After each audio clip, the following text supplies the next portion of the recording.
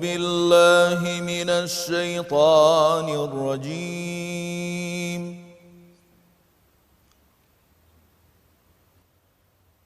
بسم الله الرحمن الرحيم. إذا السماء انفطرت وإذا الكواكب انتثرت وإذا البحار فجرت وإذا القبور بعثرت علمت نفس ما قدمت وأخرت. يا أيها الإنسان ما غرك بربك الكريم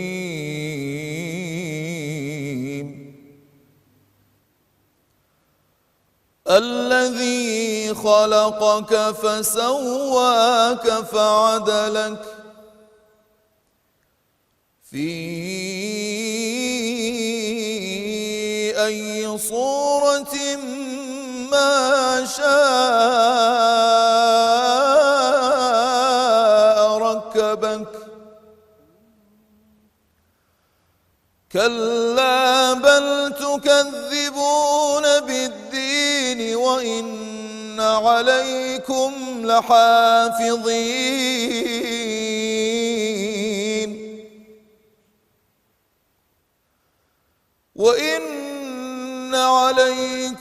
لحافظين كراما كاتبين يعلمون ما تفعلون.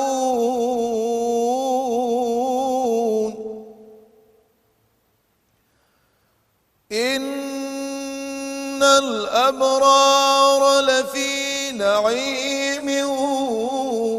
وإن الفجار لفي جحيم. أحسنت. وإن الفجار لفي جحيم يصلونها يوم الدين وما هم عنها بغائبين.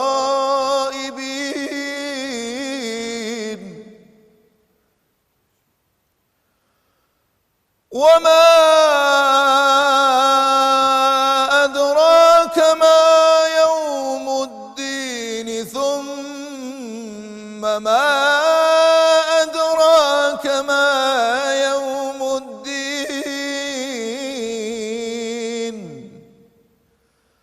يوم لا تملك نفس لنفس شيئا والأمر يومئذ لله. صدق الله العظيم. بسم الله الرحمن الرحيم.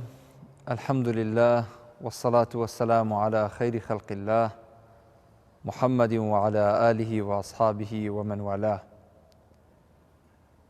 ربنا آتنا في الدنيا حسنة وفي الآخرة حسنة وقنا عذاب النار. ربنا لا تزغ قلوبنا بعد إذ هديتنا وهب لنا من لدنك رحمة إنك أنت الوهاب. اللهم تقبل صيامنا وقيامنا وركوعنا وسجودنا وسائر أعمالنا يا أرحم الراحمين. بینەران و بیسەران و خۆشەویستان و ئازیزانمان لە هەر پارچەیەکی کوردستانی خۆشەویستن، بە تایبەت لە هەرێمی کوردستانی خۆشەویستەوە، سەلام و ڕەحمەتی خواتان لێبێ. ئەم کاتە و هەموو کاتێکتان باش. لە بەرنامەی سەدای زێڕینەوە داواکارین لە خوای پەروەردگار سات و کاتی داهاتوومان بۆ تۆمار بکات و بیکاتە توێشوێک بۆ قیامەتمان ئینشاءالله، و ڕۆژوو و نوێژ و تاعات و عیبادەتی ئەم مانگە پیرۆزە لە ئێمە و لە ئێوەش قبوڵ بفەرمێت. خۆشەویستان و بەڕێزان، جارێکی تر و لە شارە جوانەکەی هەولێری قەڵا و منارەوە هاتینەوە خزمەتان بۆ پێشکەشکردنی ئەڵلقەیەکی نوێ لە بەرنامەی سەدای زێڕین لەگەڵ قورئان خوێنێکی بەتوانا و دەنگخۆشی سەدا زێڕینی ئەم شارە خۆشەویستە کە ئێمە بۆ خۆمان وامان پێخۆشە لە هەر شوێنێک لە هەر جێگەیەک قورئان خوێنێک هەبێ و خزمەت بە پیت بە پیت و وشە بە وشەی قورئانی پیرۆز بکە ئێمە بچینە خزمەتی و لەوێوە ئاشنای بکەین بە ئێوەی ئەزیز. دیارە تەنها لە هەرێمی کوردستان نییە بەڵکو لە دەرەوەی هەرێمی کوردستانیش ئێمە توانیمانە بگەین بۆ قورئان خوێنە بەناوبانگانەی کە دەستی باڵایان هەیە لە جوانتر پێناسەکردنی قورئان بۆ گوێگر و بینەر بە دەنگە خۆشەکەی بە سەدا زێڕینەکەی بە مەقام و ئاوازە جوانەکان کە بەڕاستی ئەویش بەهرەیەکە هەمیشە ئەوەمان وتووە بابەتێک نییە شتێک نییە ئینسان بتوانێت بە قیمەتێک بەردەستی خا تەنها و تەنها بەهرەیەکە خوای گەورە دەیبەخشێ بە ئینسان ئەویش حونجورەیەکە قوڕجێکی ئاڵتونیە سەدایەکی زێڕینە خواپەی دەبەخشێ دووسەرەیە دەتوانێت لە خێردا بەکاری بهێنێ دەتوانێت لە شەڕدا بەکاری بهێنێ هەڵبەتە خەیرەکەش ئینشاءڵڵا قورئانە سرودە تەواشیحی ئاینیە هەر بابەتێکە کە لەگەڵ ئاینی پیرۆزی ئیسلام یەکەگرێتەوە و بابەتەکەی تریش هەمومان نەزانین پەناگرین بەخوا ئینشاءڵڵا بمان پارێزێ لە شەڕی شەیتان و لە دۆڕان لە دنیا و لە قیامەت. سەرتان نێشێنم ئەچینە خزمەتی میوانە ئەزیزەکەمان پێکەوە ئیناسێنین بزانین خەڵکی کوێیە ناوی چییە بۆ ئەوەنە دەنگی خۆشە هەروەها پیشەی چییە و بەچیەوە سەرقاڵە. زۆر بەخێر بن مامۆستا بەڵێن. زۆر سپاس ئێوەش بەخێراتن. سپاس بۆ مزگەوتی ئاڵتون. سەلامەت بن زۆر خۆشحاڵ بووین. پێشەوەی جەنابەت فەرمایشتێک بفەرمووی من سوپاسی کارژێڕی و خاوەن و هەموو خۆشەویستانە و جەنابی مامۆستا بەڵێنەکەم سوپاسیانەکەم سوپاسێکی بێپایان کە دەرگای مزگەوتی ئاڵتونیان بۆ واڵا کردوین بۆ جارێکی تر لە وەرزێکی تر لە بەرنامەی سەدای زێڕین کە لە ساڵی 2020 ئێمە لە مزگەوتە جوانەوە لە ڕەمەزانی ساڵی 2020 لە مزگەوتە جوانەوە سەدای زێڕینمان پێشکەش کردن و ئێستا بۆ جارێکی تر هاتوونەتەوە دەرگای مزگەوتیان بۆ واڵا کردوین الحەمدولیلا کە مزگەوت ماڵی خوایە لێرەوە بتوانین سەدا زێڕینەکانتان پێ بناسیێنین. زۆر سوپاس جارێکی تر مامۆستا. مامۆستا بەڵێن چێیە و ئەگەر خۆت پێت خۆش بێ بیڵێ ئەگەر نا مەرج نییە کەی لە دایک بووە و خەڵکی شارێکە و ئێستا سەرقاڵی چییە؟ بەڵێ من ناوم باڵێن عوسمان عەفان لە دایک بووی 1992 لە شاری هەولێر بەڵێن تەمە درێژ بن ئینشاءڵڵا 1992 یاڕەبی لە 6 ساڵ بێ ئینشاءڵڵا تەمە درێژ بی بە 30 ساڵان ناچی مامۆستا ناوەڵا پێدەچێ ئەوە 22-23 ساڵ بی جا نازانم جاوەڵا قوربان ئەمە یەکە لە دوعاکانمان هەیە کە دەڵێن خوای گەورە قورئان بکە بەهاری دڵانمان جوانە قورئان لە دڵی هەر کەسێک دابێتن ئەگەر لە 100 ساڵیش دابێت ئەو کەسە هەر گەنجە وەڵا الحەمدولیلا گەشە بە خوێنەکە دەداتن و وا دەکاتن بزۆڵێ بەرداوام لە ناو دڵ مردوو نابێتن. جوانە مامۆستا باسی بەهاری دڵانت کرد قورئان هەم بەهاری دڵانە هەم خۆمان لە وەرزی بەهارداین هەم لە ینی یەکێک لە خاصیەتی قورئانەوەی ئارامی بەدڵ دەبەخشێن بۆیە بینین لە زۆربەی پیج و ئاکاونت و شوێنەکانی دنیای دیجیتال میدیا وەختێک کە قورئانێک پەخش دەکرێت دەڵێ بۆ زاخاوی مێشک یان بۆ ئارامی دڵان چی وای کردووە قورئان ئەم پێناسەیە ئەم پێناسە گرینگە هەڵبگرێ ئەوە قورئان خوێنەکەیە دەتوانێت مەسەلەن تەئسیر لە گوێگر بکە یان فعلەن ئەوە گومانی تیانەیە پیتەکانی قورئانە هۆی جێ خۆی کردوێتەوە لە دڵی خەڵک بەڵام چۆن قاریئێک دەتوانێت ئەم قورئانە بگەێنێ. مەبەستی پرسیارەکەم ئەگەر قورئان خوێنێک دەنگی خۆش نەبێ پێم وابێ زۆر زەرور نەبێ قورئان بە دەنگ بخوێنێ بۆ ئەوەی دەنگە خۆشەکانیش لە یاد نەچنەوە. قسە چییە لەسەرەوە بابەتە؟ وڵای خۆی دەنگخۆشی ڕەنگە لە هەموو کاتێک زەرور نەبیتن چکە مەگەر تێبینی بکەن لە سەردەمی پێغەمبەرمان صلی الله علیه وسلم کە تازە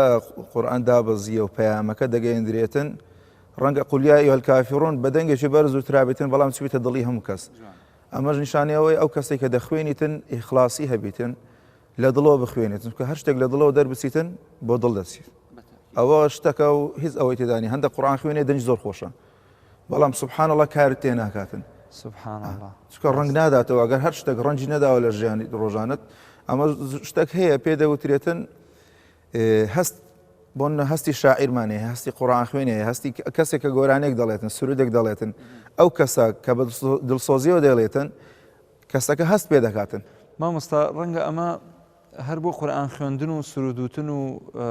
ئەو بابەتانە نەبێ ڕەنگە لە کاری وەزیفیە لە هەموو شتێکدا ئەگەر ئینسان بۆیە لە فەرمودەیەکدا هەیە پێغەمبەر صلی الله عليه وسلم والله أعلم فرمودەکە قودسیشە فەرمێ إن الله يحب أحدكم إذا عمل عملا أن يتقنه واتە هەموو شتێک بە ئیتقان بۆ یەکێک لە تعریفی جوان خوێندنەوەی قورئان و تەجوید و ڕەوان خوێندنین لە قورئان فەرمێ وإعطاء كل ذي حق حقه أو كل حرف حقه ومستحقه بۆیە قورئان پێویستە حەقی خۆی بدرێت زۆر ڕاستە جوانە مامۆستا بێجگە قورئان خوێندن جەنابەت هەر لە مزگەوتە بەڵێ هەر لە مزگەوتەم وەکو بانگ بێژ و قورئان خوێن و پێش نوێژیان بۆ دەکەم هەم وەکو کارجێڕی مزگەوت سەرپەرشتی کارمەندەکانە و هەموو بۆنەکان هەر بۆنەیەک هەبێتن چکە مزگەوتەکەمان وەکو مزگەوتی ئاساییتر نییە بۆ نەمێ خولمان هەیە زاخولی قورئانی بێتن خولی دوورمانە بۆ ئافرەتانە خولی حەلاقەیە بۆ گەنجانە وەکو دەستگایەکی خێرخوازی هەوڵەکانمان تایبەت نییە بە بواری ئاینی بەتەنیا وەکو مرۆیە زۆر جار هەیە لە کاتی کارە سادەکان دەرگامان دەکرێتەوە بۆ هۆڵەکانمانی پۆلەکانن ئەو کاتانی کە لافاوەکە ڕوویدا لە هەولێر بچەند لایانی پەیوەندیارمان و بە قایم خامەوانەمان کاکە دەرگامان کراوەیە هەر کەسێک پێویستی پێ ماڵی وێران بۆ شتێک بۆ ئێمە ئامادەین شوێنی بۆ بکەین و تاوەکو خۆی چا دەکاتن ماڵی پاک دەکاتەوە ئەوە بەڕاستی کارێکی زۆر گرنگ و پیرۆزە مامۆستا فەرمووت بانگبێژیشی عادەتەن لێرە خۆت بانگێکی تایبەت بە خۆتت هەیە یان تەقلید دەکەیەوە بەخوای مەسەلەی تەقلید ئەو کەسە بێ تەقلید بکاتەوە ئیلە لە کاتی پێویست بوون کەسێک حەزی لێ بێ داواکاری بێتن بەڵام کەسێک ناو لە خۆی بنێت قورئان خوێن یا دەنگ خۆش دەبێت شارەزای خۆی فێرش مەقامەکان بکاتن شارەزایی هەبێتن کە شارەزایی هەبوو تۆن و نزمی دەنجی خۆی بزانێتن جوانە چکە ئێمە مەساحەی دەنگمان هەیە کەسانێکی دەنجیان پانە دەتوانن هاوار بکەن یعنی یەک بە دەنجی خۆیان هاوار بکەن ئەزیەتیان ناوێت کەسانێکی دەنجیان تیژە ئەو کەسانت ئەبێ لە مستەوایەک لە چەند تۆنێک بەرزتر نەبن کەسانێشەی دەنجیان ناسکە بەڵێن ئەو دەنگانەمانێک کە دەنجی خۆت ناسیەوە بە جۆرەی مەقامەکە ئەتۆ ئەو مەقامی دەتێت و مەقام بەیاد بیتن هەر مەقامە کات و لە مێشکتدایە دەتەوێت بخوێنی لەسەر دەنجی خۆت دەیخوێنی جوانە ئەو شێوازی بانگدانەی کە لە مزگەوتی ئاڵتون مامۆستا بەڵێن بانگی پێدەدات چۆنە ئەگەر نمونەیەکمان پێشکەشکەی سوپاس دەکەین کاتەکانم دیاری کردە بۆ نوێژی بەیانی مەقام حیجاز بانگ دەدەم حیجازێکی عراقی نیوەڕۆکەی مەقام بەیات عەسر مەقام ڕاست مەغریب مەقام سێگا یان نەهاوەند هەر پێنج فەرزە خۆت بانگ دەدەیت عیشاکەشی جاری وایە حیجازی تورکی جوانە حیجازی تورکی یانیش لە دەیکەمە مەقام کورد مەقام دیوان ئەوە بۆ نمونە حیجازی تورکیەکە چۆن چۆنی ئەگەر پێشکەشمانکەی الله أكبر الله أكبر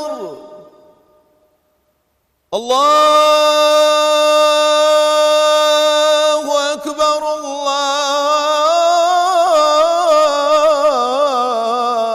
الله أكبر أشهد أن لا إله إلا الله أشهد أن لا إله إلا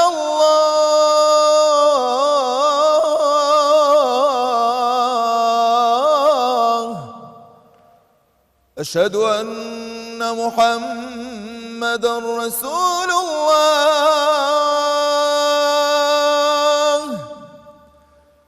أشهد أن محمدًا رسول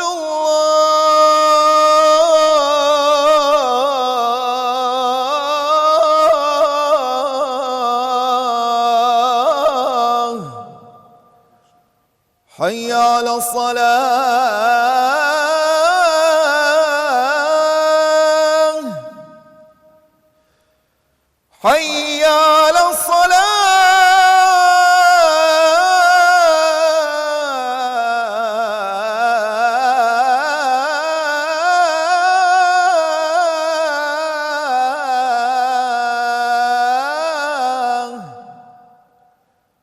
حي على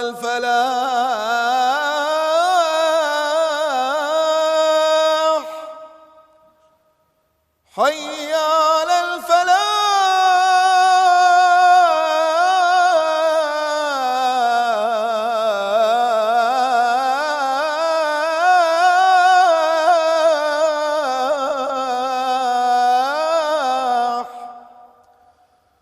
الله أكبر الله أكبر لا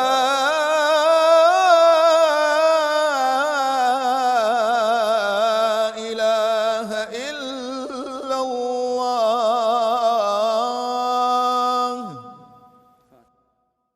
خاتم النبيين محمد رسول الله صلى الله عليه وسلم. ما شاء الله مامۆستا طبقەیەکی زۆر بەرزە ئەو طبقەیە ماشاءڵڵای لێبێ لە طبقات ئەزانی حتمما ئەوە چ جۆرە طبقەیەکە لەکوێیە لایە دۆی ئەخیرە چۆنە بەخۆی سێ ئۆکتاڤمان هەیە بەڵێ عادەتی دەنجی پیاوی هەتا دوو ئۆکتاڤینی و سێ ئۆکتاڤ دەڕاتن بەڵامی ئافرەت 4 و 5 دەڕۆ باش تقریبا لە 2 بۆ 2.5 مامۆستا لە هیچ مسابقەیەک یان پێشبڕکێکی قورئان بەشداریت کردووە لە کوردستان و دەرەوە وەکو دەرەوە لە کەناڵی سەحەر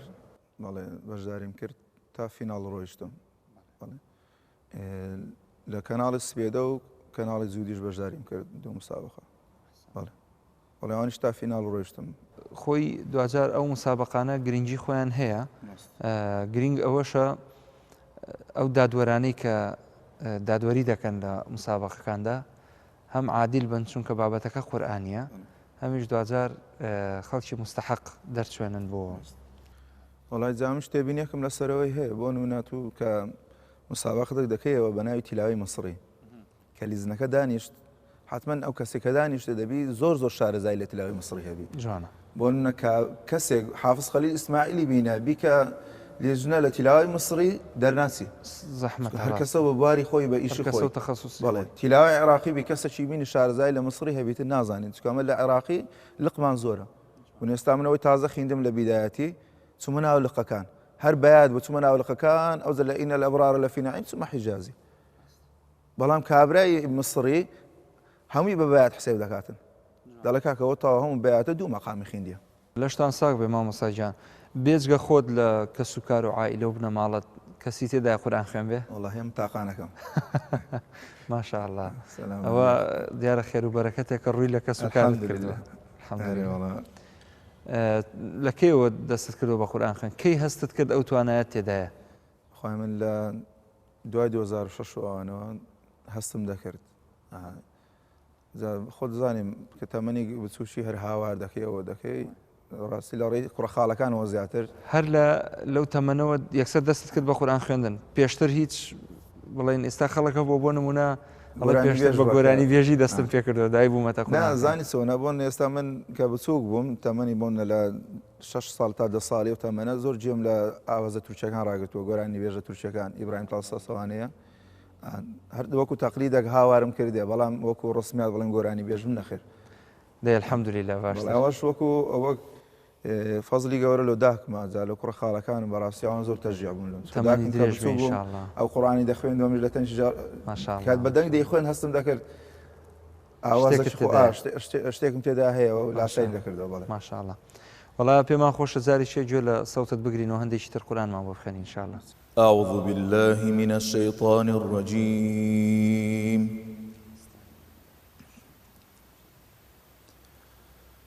بسم الله الرحمن الرحيم يا أيها الذين آمنوا اتقوا الله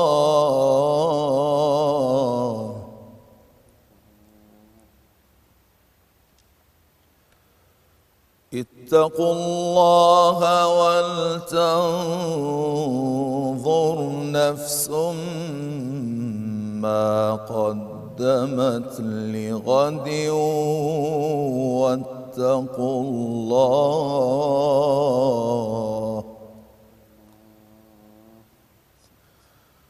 إن الله خبير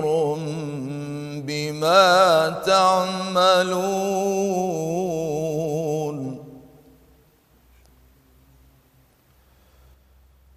ولا تكونوا كالذين نسوا الله فأنساهم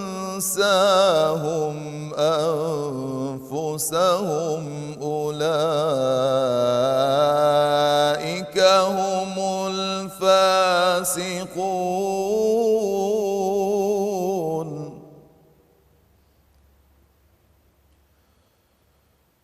لا يستوي أصحاب النار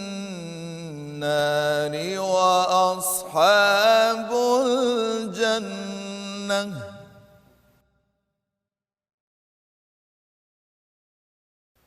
أصحاب الجنة هم الفائزون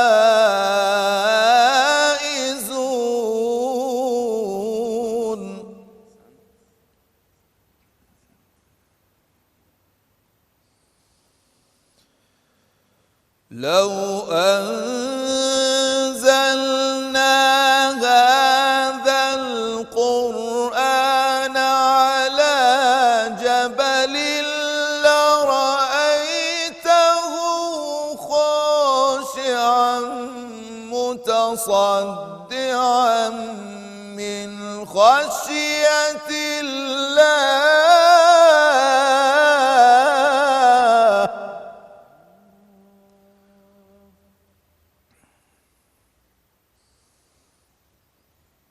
لو أنزلنا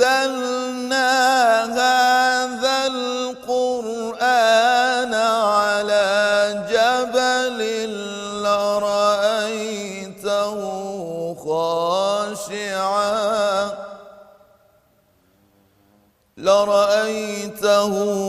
خاشعا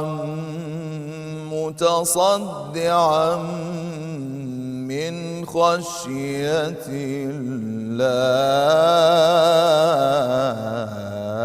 الله وتلك الأمثال نضربها للناس لعلهم يتفكرون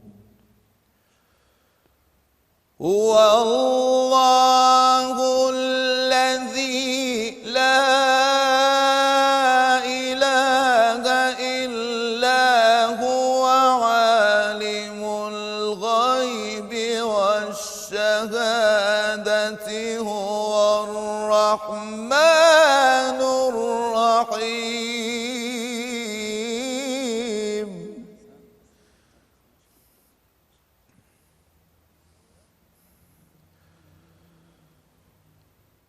هو الله الذي لا إله إلا هو الملك القدوس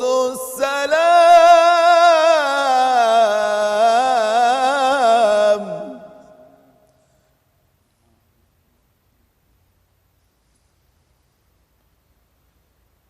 السلام المؤمن المهيمن العزيز الجبار المتكبر سبحان الله عما يشركون سبحان الله عما يشركون هو الله الخالق البارئ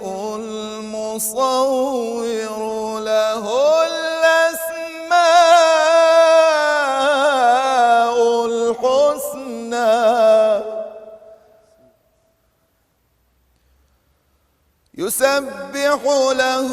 ما في السماوات والأرض وهو العزيز الحكيم صدق الله العظيم. بینەرانی بەڕێز و خۆشەویست، لە ڕاستیدا بەرنامەی سەدای زێڕین وەکو ڕای هێناوین هەمیشە بایەخ دەدا بە قورئان خوێنە دەنگ خۆشەکانی کورد، دواتر عێراق بەگشتی هەروەها وڵاتانی دەرەوەش. بۆیە توانین بڵێین زیاتر لە چەند ساڵێکە ئێمە زۆرترین قورئان خوێنمان بانگهێشت کردووە بۆ ئەوەی زۆرترین خزمەت بگەێنین بە قورئان خوێنانی کورد لە سەرجەم شار و شارۆچکەکانی هەرێمی کوردستان. یعنی بە نمونە من بیرتان نەخەمەوە لە وەرزەکانی ڕابردوودا سەردانی شاری دهۆکمان کردووە، شاری ڕانیەمان کردووە، شاری کەرکووکمان کردووە، هاتوینەتە شاری هەولێر لە شاری سلێمانی، هەروەها شاری بەغدا. توانین بڵین لە دەرەوەی عێراقیش میوانمان بانگهێشت کردووە بۆ بەرنامەی سەدای زێڕین کە ئەمە مای خۆشحاڵیە هەم بۆ ئێمە هەم بۆ قورئان خوێنانی جیهان بەگشتی. ئەچمەوە خزمەتی مامۆستا بەڵێن ئەو بەشەی کەماوە لە بەرنامەکە هێدی بەرەو کۆتایی ئەڕۆین. من سوپاسی جەناب دەکەم جارێکی تر مامۆستا بۆ ئامادەبوونت، یاخوا لەشتان ساغ بێت، دەنگتان نەڕزێ. بە حەقەت تەنەوەعێکی زۆر جوان هەیە لە قیرائەتتان. قارئ بە تەسەووری من ئەگەر میسری خوێند مەفروزە عێراقیش بزانێ بخوێنێ لە کاتێکا تۆ لە عێراقا ژیت. وازبە لەسەر هەم قورئان خوێنەک وازبە عێراقی بزانێت. عێراقی تۆ ئەو نەمەتەیە کە ناتوانانی لیدا ببڕیت، چکە ئەم وڵاتە وڵاتی قیرائەی میسری نییە بە حەقەت. و لە بەشداریکردنی مسابقاتە بڵێ دەکرێت بڵێن ئەمە مسابقەیەکی قیرائەی میسریە و ئەمە مسابقەیەکی قیرائەی عێراقیە، بەڵام گرنگە قارئ قیرائەی میسری زانی عێراقیش بزانێ، بەڵام وەڵاهی مەرج نییە گەر عێراقی زانی ئیلا بێ میسری بزانێ بۆ معلوماتە، چونکە وڵاتەکەت وە ژینگەکەت حکمی بەسەردا کردووی کە تۆ عێراقی بزانی واگەر توانیت میسریش بزانی فەلا بەس، خەیری تێدایە. مامۆستا جەنابەت پێشنێژیت کردووە حتمەن، زۆر جار لەوانەیە جەنابی ئیمام ئامادە نەبوو بێ جەنابەت پێشنێژ بەخۆم وەکو ئیمامێک لە 2013ەوە بەردەوام و تا ئێستا. ماشاءالله. ئسلوبی ئیمامەتیت خۆتە یان قاری ئیترە؟ بەخوای من سەرەتاکان کە دەم خوێن زۆر وەکوڵی عاشقی ماهرمان خەلی بوو سەر سەریوانە، بەڵام سەبر لەو سێ ساڵی ئەخیری هەستم دەکرد کە مەقامات بزانم و گوناحە من هەر لە تەقلید بڕم بۆنە کە کاتێکی بۆ نەچی جەژنەکان بیتن من کە ئاوازی جەژنم هەبیتن لە عێراق و ئاوازە مەرغوب بیتن لۆ من ئاوازی جەژنی لە پێشنجی نەخوێنم، یان بۆن مەقام کوردە، مەقام ڕستە، مەقام بەیاتە، مەقام حیجازە، مەقام سەبایە، ئەو مەقامانە دەوڵەمەندن لە هاوەندا، ینی ئەوانە بڕوە بکە گەر هەر فەرزەی دەنگ ئاواز ئێستام زۆر زاروە دەکەم هەر فەرزە و مەقامێک بەیانیان زۆر بەیانیان حیجاز یان سێگا، مەغریب و ئیشار مەغریبەکەی مەقام کورد یان بەیات، ئشایەکە یان مەقام ڕست یان مەقامەکانی دەخوێنم، سەبای دەخوێنم. بڵێ مامۆستا ئێمە پێما بێ بەرە و کۆتایی ئەڵقەی ئەم جارەی بەرنامەکەمان ڕۆین. هەم پێم خۆشە جەنابەت وتەی کۆتایی پێشکەش بە بینەران و بیسەرانمان بکەی و ئەگەر هەڵسەنگاندنێکت هەبێ بۆ بەرنامەی سەدای زێڕین مامۆستا بەڵێن چۆنی هەڵدەسەنجێنێ و چی پێ باشە لە داهاتوودا ئێمە بتوانین خزمەتی قورئان خوێنان و بینەرانمانی پێ بکەین. بەڵێ بەڕاستی دەستخۆشتان لێ دەکەم لە جەنابتان مامۆستا مەحموود لەو کارمەندانە و مادوونە ناسانە لە بەڕێبەر و ستاف و کەناڵەکەتان. بەڕاستی وەکو بەرنامەکە بەرنامێکی زۆر جوانە، هیوادارم زیاتر پەرەی پێ بدرێتن و مادی معنەوی پاڵپشت بکرێتن و بۆ شتی جوانتر بکەیت، بۆ نەستۆدیۆی خۆت هەبیتن، شوێنی خۆت هەبیتن، ئاسانکاری زیاتر بکرێتن بۆ قورئان خوێنانە کە لە دەرەوە دێن پێویست نەکاتن ئەتوو بچێکنیان. ئەنی ئێستا دامەکی وا بکرێ سەم زۆر لە زۆر وڵاتان وایە کابرا مەسروفی چوون و هاتون و هەموو شتێکی کەناڵەکە دەڵێ کاکە ئەو فلانە کەسم دەوێتن ئەوە داوت دەبێتن ئەوها هەنجین لەوانەیە مەسروفەکە لەو کەناڵەکەش دەگەڕێتەوە هەندەشێت و بە کارمەند و ستافەوە بچێ وڵاتەچکە بچێ شارێککە ئەوها خۆشتریشە هەم کاتوو کەسەکت بان کرد قورئان خوێنێکی نێودەوڵەتی بیتن لە جنوب بیتن لە بەسڕە بیتن لە ئێران بیتن کە بانگت کرد ئەتوو شان شکۆی کەناڵەکەی بە دیار دێخی بەڵێ ئەو تێبینێم هەبوو بەڕاستی وەکو بەرنامەکە زۆر جوانە ڕەنگاو ڕەنگە مادەم ڕەنگاو ڕەنگ بیتن زۆر جوانە تەرخان نەبیتن لۆ یەک لایەن و یەک تەرەف و یەک دەنگ و بەتاکیمە زۆر جار هەیە بۆ چەند کەناڵەکەیە کەسێک دوو کەس ئەو دوو کەسە وەکو میرات دویان مایتە لەو کەناڵەی بانگ بیتن هەر شتێک بیا و دوو کەسێ تاو خەڵکەکەش لێ بێزار دەبیتن تێبینێکی جوانە وەڵای ئێمە خۆمان بە هەم بە خاوەنی سەرجەم قورئان خوێنانی کوردستان ئەزانین و خۆمان پێ برابچووکی هەموو قورئان خوێنانە و بەرنامەکەشمان خستووەتە خزمەتی هەر قورئان خوێنێک بە حەقەت ینی باسی ئەم وەرزە ناکەم بەڵام لە وەرزەکانی داهاتوودا و لە دوای مانگی پیرۆزی ڕەمەزانیش هەر بەڕێزێک هەر خۆشەویستێک توانای قورئان خوێندنی هەیە تەجویدی مەزبوطە هیچ مشکلەیەکی نییە ئەدای باشە دەتوانێت قورئان بخوێنێ شارەزایی مەقاماتی هەیە ئێمە من وەکو خۆم وەکو پێشەشکاری بەرنامەی سەدای زێڕین لە خزمەتین یعنی هیچ سانسۆرێکمان نییە و هیچ تێبینیەکمان لەسەر هیچ کەسێک نییە بە هەموو ڕەنگە جیاوازەکان بە هەموو پێکهاتە جیاوازەکان بە هەموو دەنگە جیاوازەکان تر میسری ئەخوێنێ عێراقی ئەخوێنێ تەرتیل ئەخوێنێ هەر بابەتێکە هەر شێوازەکە ئێمە لە خزمەتین دەرگای بەرنامەی سەدای زێڕین واڵایە و هەر خۆشەویستێک لە ئاست و توانای خۆی دڵنیایە کە ئەتوانێت ئەدایەک بکە خوا و خەڵک لە خۆی ڕازی بکە. من سوپاسی ئێوەی بینەر و بیسەر و خۆشەویست دەکەم ئەزیزانمان لێرەدا و بەم شێوەیە هاتینە کۆتایی ئەڵقەی ئەم جارەی بەرنامەکەمان بە چەند ئاەتێک لە قورئانی پیرۆز کە ختامه میسکە ئینشاءڵڵا لەلایەن مامۆستا بەڵێن بە ئوسلوبی پێشنوێژی کە مامۆستا خۆی پێشنوێژی ئەکا ئوسلوبی تەرتیل بۆمان دەخوێنێ ماڵاوی لە بەرنامەکە دەکەم تا ئەڵقەیەکی تری ئەم بەرنامەیە سوپاسێکی بێپەیانم بۆ نووسینگەی کەناڵی ئاسمانی پەیام لە شاری هەولێر هەروەها وێنەگرە خۆشەویستەکان و دەرهێنەر و مۆنتێر و تەواوی ئەو ئەزیزانەی کە لەم بەرنمەیە ماندوون بەڕاستی ئەمە پاداشتێکی زۆر گەورەیە نەبراوەیە تۆ بیەنە بەرچاوی خۆت خزمەتی قورئانەکەی ئەوە گەورەترین فەزلە خوا پێی بەخشیوین ئەلحەمدولیلا بەخواتان ئەسپێرم ئەسەلام عەلەیکوم وەڕەحمەت اللهی وبەرەکات و بیرتان نەچێ لە کاتی ئیفطار دوعای خێرمان بۆ بکەن تکاتان لێکم. بسم الله الرحمن الرحيم والشمس وضحاها والقمر إذا تلاها والنهار إذا جلاها والليل إذا يغشاها والسماء وما بناها والأرض وما طحاها ونفس وما سواها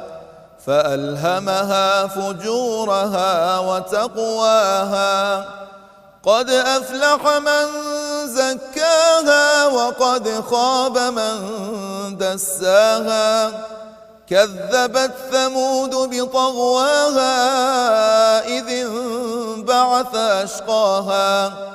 فقال لهم رسول الله ناقة الله وسقياها